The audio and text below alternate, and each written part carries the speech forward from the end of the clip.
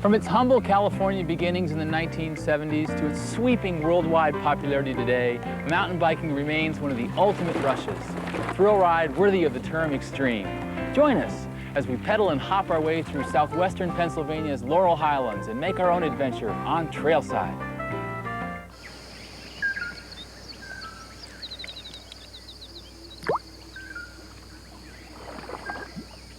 Trailside is brought to you by Chevy Tahoe, encouraging you to find your own little part of the planet.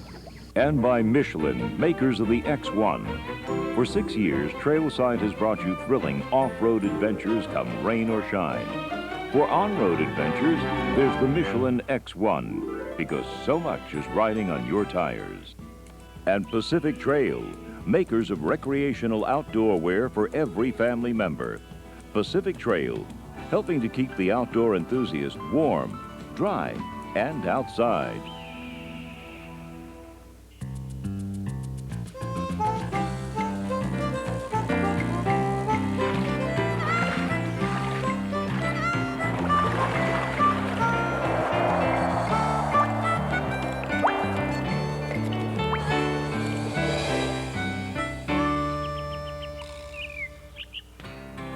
Southwestern Pennsylvania's Laurel Highlands is a region steeped in history and adventure. George Washington fought here during the Revolutionary War using the trails blazed by Native Americans. Nowadays, outdoor enthusiasts flock to the peaks and valleys of the Laurel Highlands and southern Alleghenies for all types of adventures. Mountain biking has found a permanent home in southern Pennsylvania. Whether you're racing down a mountainside trail or pedaling leisurely along the valley floors, the endlessly varied landscape offers challenges for riders of all levels. Joining me today are Doug Smith and Mike Mucker, mountain bike veterans with over 10 years of experience. In that time, they've explored nearly every trail lacing the Laurel Highlands. Hello, gentlemen. Hi, Ray. Nice to see you, Mike. Nice meeting you. Ray, hi. Pleasure. Hey, that's quite a ride you've got here. Yeah, check it out. This is the latest technology. Lightweight carbon fiber frame, full suspension. The terrain we have around here, full suspension's nice. It really makes the ride softer. I bet. So I assume you guys have done a pre-ride check with your bikes already? Absolutely. We never ride without checking them out before we leave the house. Make sure that your brakes are in good condition. You want to also make sure that the tires are properly inflated, and the chain's very important to keep clean and lubed. Yeah, what about the rest of the gear? What else are you going to bring along on this ride? Well, first of all, Ray, we start out being hydrated. We want to take water or a sports drink, and we prefer the Camelback system, which is taken along in a backpack. We have a pretty complete bag of tools. Yeah, it looks like you're about ready to do just about anything you need to on the trail. Yeah, we prefer to ride the bike out rather than push or carry it. The shoes, they're padded in the toe area and the ankle area to prevent injury. Yeah, especially with the rocky terrain you're talking about. It kicks a lot of stuff up. Good to protect your feet. Right, and if you should happen to fall in that, the gloves are nice to catch yourself. They're padded, full finger gloves. Yeah. Looks like the apparel piece, you've got lightweight, breathable fabrics, keep you dry, keep you comfortable. Something padded under the seat so you don't get a lot of rash or anything there. That looks good. And the last piece of apparel, and probably the most important, is the helmet. We don't ride anywhere without a helmet where we go, and the helmets are comfortable, lightweight, and also breathable. That's true. We've adopted a philosophy that if you don't have a helmet, you don't ride. That's right. Great. So where are we going to go? Well, where we're going today is the Lost Turkey Trail. And we're going to start out off of Route 56, which is near Babcock Park. Okay. Right here.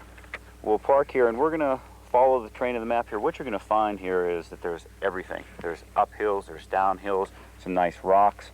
And where we'll end up is at the Burn House Picnic area here. About a 20-mile ride. Sounds great. Boy, you can really tell the variety of terrain with the contour lines like that. That looks like an outstanding ride. Yeah, it's tremendous. I can't wait to get started. Nice viewpoint right here in the middle. Good. Well, let me get my gear together and we'll go. Okay, I'll get this packed in. Okay. Sounds great. It's also very important to make sure that our bodies are in good riding condition, and that means proper stretching and warming up to reduce the risk of injury. Earlier, we talked to the folks at CCS Fitness about how to make training more interesting and fun. Paul? Hey, Ray. How are you? Good, how are you doing? I'm fine. Hey, I'm looking for a great workout. Well, you've come to the right place. I think I've got something you're going to enjoy. Excellent. I'm always looking for a way to vary my training program. Well, you know, this piece of equipment, the Body Peak, is going to allow you to do just that. But it's also for anyone who wants to just vary the resistance and the intensity. Boy, that's so important, isn't it, to remember to exercise, even if you're not going on like a Himalayan trek, for example. Although, if you're going to take the time to go on a big adventure, you might as well put the time in here. Well, now, speaking of time, I'm pressed for time like everyone else is. How is the Body Peak going to help me maximize that little bit of time I have available? The idea behind this piece of equipment is that it's going to work your total body all at the same time, upper and lower. Here, why don't you get on, try it. Oh, okay, great. Oh, wow, it's an easy movement to learn. Tell me, though, what's the difference between this type of movement and a conventional stair climber or a treadmill, for example? You know, a treadmill or stair climber is primarily working on your lower body. It's getting those muscles. You can see here that by the push-pull action, what we're doing is working your upper body as well. Yeah, I can feel it not only in my legs, but in my whole body. I'll show you something else. You see that your feet are moving in a kind of an elliptical pattern. That's most like your natural stride, and it's also good for your joints. It doesn't put quite the pressure on them. So it's low impact then? Almost no impact. Fantastic. Boy, I really feel like I'm climbing a mountain here. Well, you know, we also lengthened this horizontal axis so that you imitate that climbing motion. So let's say I'm going for a multi-day hike. How about I use the Body Peak to help me get ready for that? Well, we recommend 3 times in a week and probably 30 minutes per time, varying the resistance and the intensity. What you're getting is a total body experience here, and you're building your cardiovascular and your muscular. The idea is that when you're on that hike, you're not going to miss the next view, which is just over the rise. Sounds great. That's what I'm really looking forward to. Well, thanks for introducing me to the Body Peak. I think I'll take it for a climb. Well, do you mind if I join you? Not at all. Okay. Okay, team, I'm ready. Hey, let's do the Lost Turkey. Good, Excellent.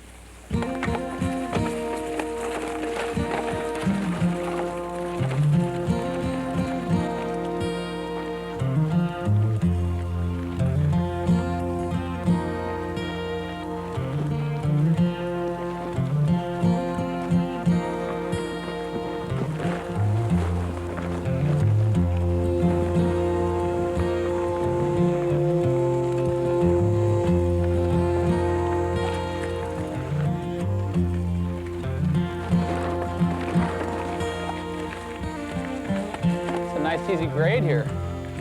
Yeah, Ray, what we like to try to do when we begin our ride is to pick a nice grade like this to warm up on. It gives the blood a chance to get out to the muscles, get our muscles relaxed. Yeah, it's also a great chance to practice on keeping a nice relaxed grip on the handlebars. You know, not death gripping or white knuckling as we call it. Good posture, being nice and relaxed with your feet. It's also a good idea to practice looking down the trail. Try to anticipate any obstacles and try not just to stare at your front tire. That's a really good point.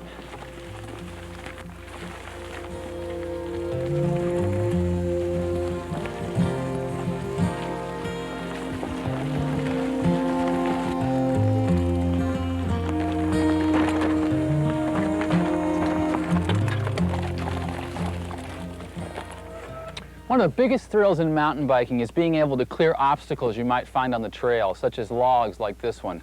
There's really not a difficult technique, and it's simple if you follow some simple steps. One of the things you want to do first, as you come up to it, is you want to unweight the front of the bike by pulling up on the bike. That'll get your front wheel up onto the obstacle. You want to make sure that your right foot is up high, and you'll see why that's important in a minute. As the front wheel drops down, okay, the chain rings here engage into the log, okay, and as I pedal forward, it rolls right to the back tire. Then what I do is shift my weight to the front of the bike, which lets the back wheel unweight, and I clear the obstacle and on down the trail. It's really a treat, and you'll be amazed at the things you can clear or go over on the trail when you're mountain biking.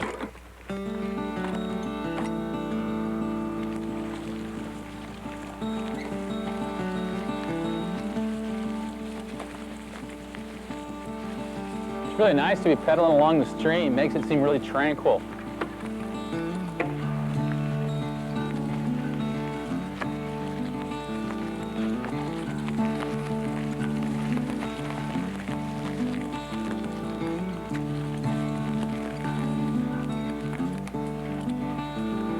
We'll be holding up here a minute, guys.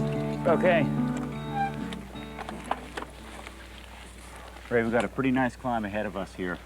Going to be going for the next 20 minutes, half an hour, up to 20% grade. Probably going to be pushing at the top. All right, sounds good. You know, one thing I've found in a climb like this, going up a steep uphill, especially as it gets steeper, is to bring my weight forward on the saddle. Kind of puts my weight in between the front and the rear wheel. Gives me good traction. And the second thing I like to think about, and I'm sure you guys do this too, is keep my elbows bent and actually be pulling back so that I get leverage back and I'm not popping that front wheel up off the ground as the pitch gets steeper. Right, right. And another real important thing to watch is the pacing of your pedal cadence. You don't want to burn out at the very beginning of the hill because we'll be climbing for quite a while. You know, that's really true, especially like we say 20 minutes or so. I found a good breathing rhythm is really important, you know, where I just kind of try and get into a nice good rhythm. And the way I like to do it is on every third downstroke of the pedal, I'll exhale. So it's keeps me in a nice, good, steady rhythm all the way up to the top. Well, let's go climb it. Cool, all right. I'm ready. After you, gentlemen. All right, here we go.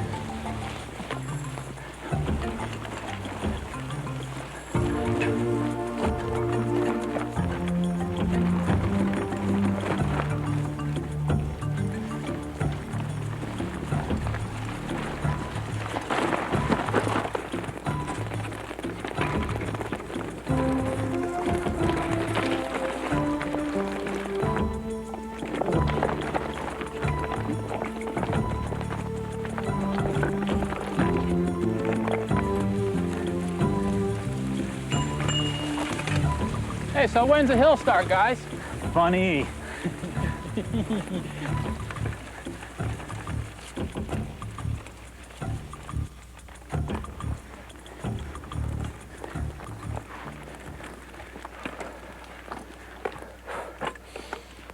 Oh, that was a good half an hour workout. What'd you think of that climb? That was great. You know, I found that on those really loose technical sections, I was having to really stay light on the handlebars and kind of keep my weight centered and just kind of try and float right through them just to keep my feet from touching the ground. Yeah. And you know, speaking of technical guys, I got a flat to fix. A flat tire is one of the most common things you may encounter on the trail. Flats can be caused by thorns in the tire, or a sharp rock can pinch the tube against the rim, making the tire go flat. With the right tools, a spare tube, and a pump, a flat tire is no problem to fix and you'll be on the trail in no time. Here's what to do if you get a flat tire on the trail. First, you want to use a tire iron and take one side of the tire off the rim. Reach underneath and pull the tube out from between the tire and the rim. Then, take your hand and go along the inside of the tire to make sure if you've got thorns or something sticking through that you get it out before you put the new tube in. Then, inflate your spare tube so it gives it a little bit of shape, insert it inside the tire, and then put the tire bead back on the rim. And then inflate the tire to the proper pressure. Once you've done that, all you've got to do is put the wheel back on the bike and take off down the trail.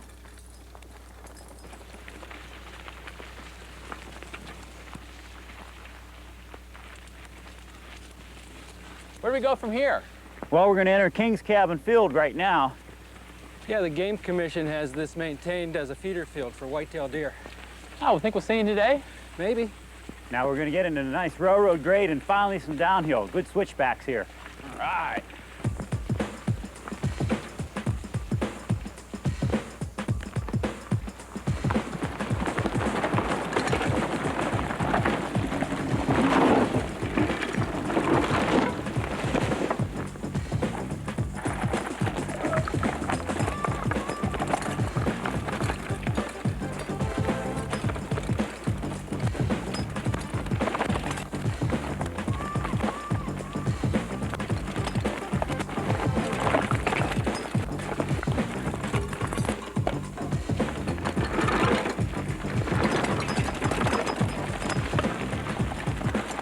Stop here a second, fellas.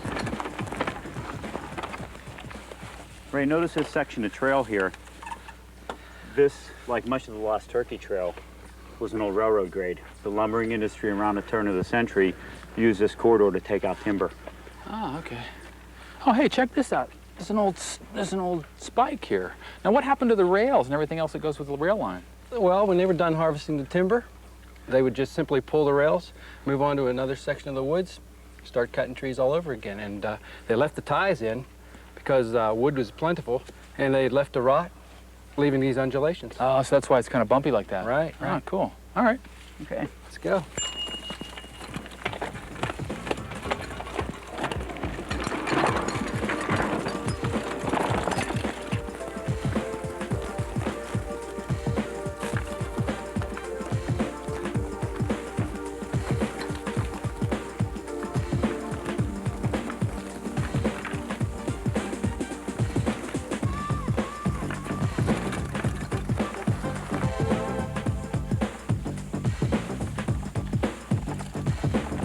Hey, fellas, hold up a second. Ray, this is a view I was telling you about. It's the most magnificent view on the Lost Turkey Trail. And if you look on that far hillside, you can see Blue Knob up there. So how high is Blue Knob? Just about 3,200 feet. Second highest point in the state.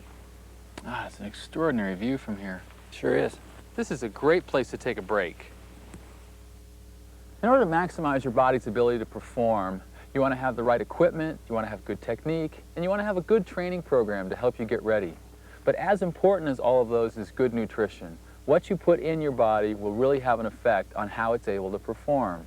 A couple things to consider. First, you should eat wholesome, healthy, natural foods as much as possible.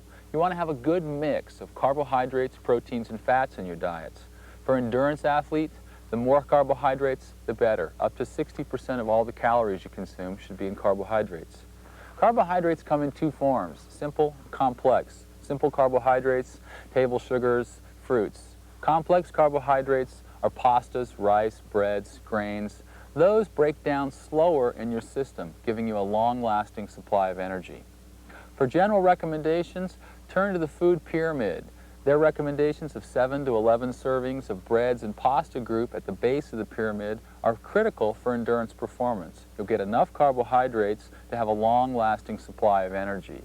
The night before a big ride and the morning of a big ride or a big hike, make sure you have a diet or a meal that's rich in carbohydrates. That'll give you the energy to perform the rest of the day and really enjoy what you're going to do.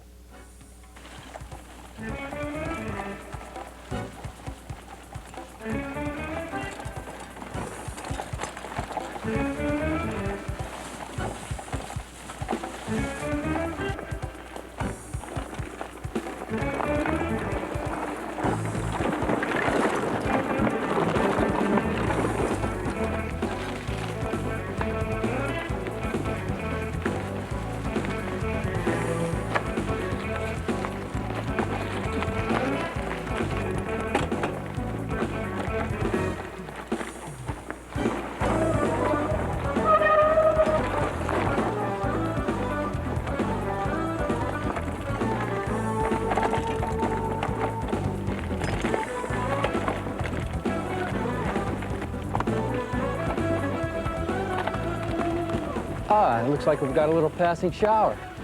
Yeah, it's nice right under the trees like this, though you can hardly feel it.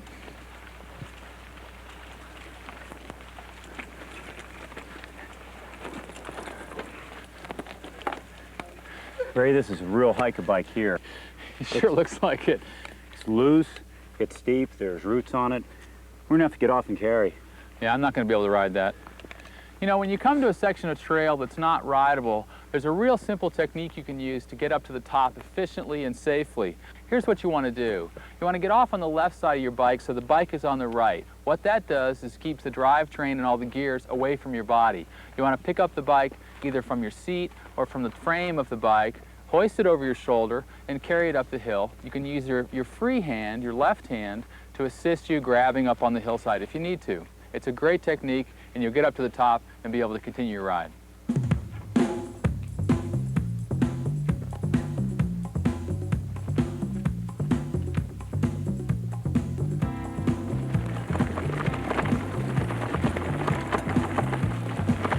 This is a treat. Woohoo!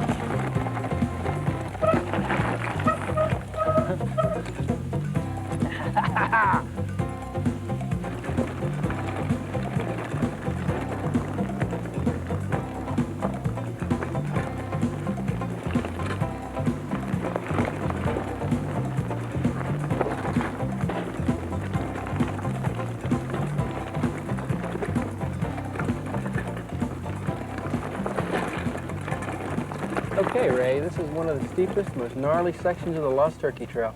Yeah, Doug, this looks pretty technical. You know, when you're approaching a steep downhill like this, there's a couple things you can do to make it a lot easier. The first thing is your position. You want to have your position back, your weight back. Steeper the downhill, the further back you want to be. Depending on how steep the trail is will depend on how far back I go. If it's real steep, I may even get completely off the saddle like this and have my chest or my stomach on the seat. That makes for a real stable, secure posture. The second thing you want to do as you're descending is to keep your weight light on the handlebars. As I got my weight back and a light touch on the bars, I want to have the bike sort of pick its way through the best line. I don't want to have to grab onto the handlebars too tightly. And another key point there, Ray, is braking. A lot of people beginning mountain biking will rely too much on their rear brake, and they'll grab the rear brake, the back wheel will slide down the hill, and they're not going to be in control. What they have to do is learn to use the front brake also, so you're equally using the two brakes and have better control of the bicycle. You know, that's a really good point, and it brings up something else, which is not using so much brake that you're just sort of crawling along the trail. If you're going too slowly, you're almost trying to balance on the trail, and that makes it even harder. A minimum amount of speed on a descent like this will actually make it easier to get through. Okay, let's rock and roll. Okay.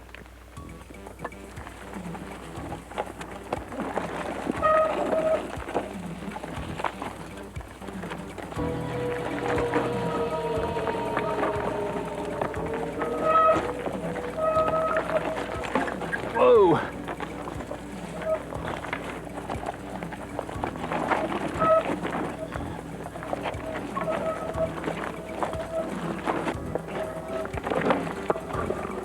Oh yeah.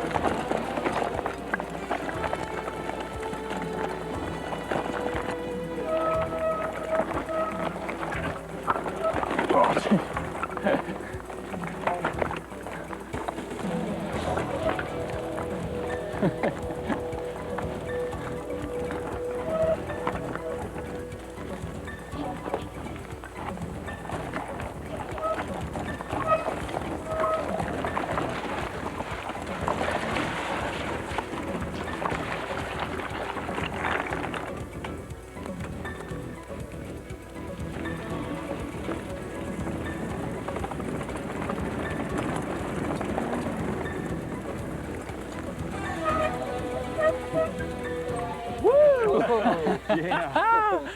Oh. Well, here we are at Burnhouse, Ray. This is the end of the line. What do you think about that 20-mile trail? That is a great ride. For over 20 years, mountain biking has captivated us, sweeping the nation and the world in a fury of pedals, switchbacks, and single track. Whether you've had to hop across a rock garden or pedal across a stream, the end of the day's ride will always leave you wanting more. I'd like to thank Mike and Doug for sharing their day and their secrets of the Laurel Highlands with me. There are many rewards for a hard day's ride, but my favorite is to do it again. What do you think, guys? Go for it. I'm up for it, too. And we'll see you on the next Trailside. For information and help planning your Pennsylvania adventure, call the Department of Tourism at 1-800-VISIT-PA or contact them on the web. Available now, the complete series of Trailside illustrated guides, hiking and backpacking, bicycling, kayaking, cross-country skiing, and fly fishing. To purchase, call 1-800-TRAILSIDE, 1-800-872-4574.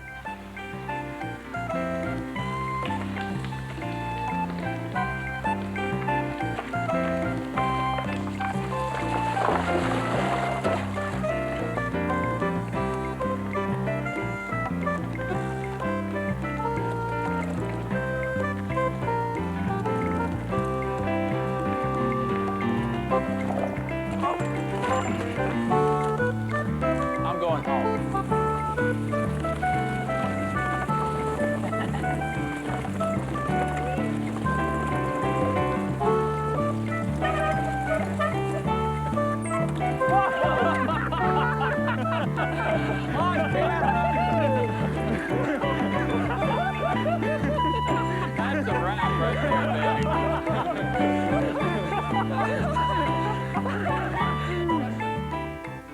home video of this program, as well as other programs in the Trailside series, is available for $19.98 plus shipping and handling by calling 1-800-TRAILSIDE, 1-800-872-4574.